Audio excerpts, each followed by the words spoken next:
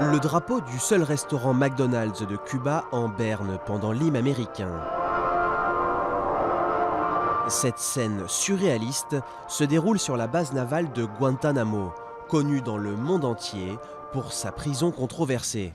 Ici sont détenus les prisonniers de la guerre contre le terrorisme, lancée par l'administration Bush en 2002, en réponse aux attaques du 11 septembre.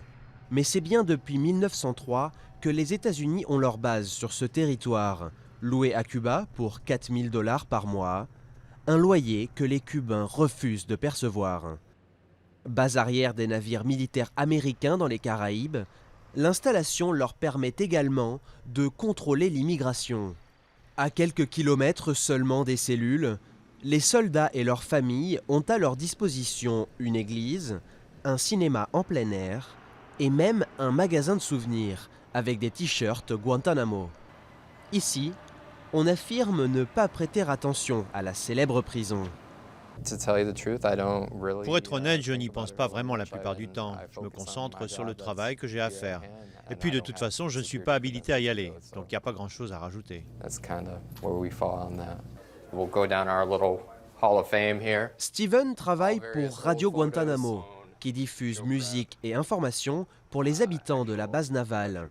Preuve du désir de l'armée américaine de préserver le secret, les soldats employés ici sont parmi les seuls dont nous pouvons montrer les visages.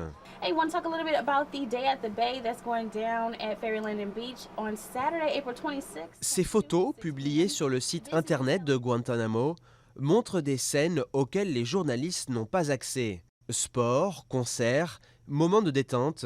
Malgré la proximité des camps de détention, l'atmosphère ici est avant tout familiale. C'est comme un microcosme de tout ce qu'il y a de mieux en Amérique, avec un environnement familial sain, ce genre de choses. La criminalité n'est pas vraiment un problème, c'est une petite communauté ici. On connaît les enfants de ses voisins, en fait, tout le monde se connaît. Mais derrière ce petit air d'Amérique, la proximité des murs barbelés rappelle la réalité des camps de détention. Au total, 154 hommes y sont toujours enfermés. Un grand nombre n'ont été ni inculpés ni jugés.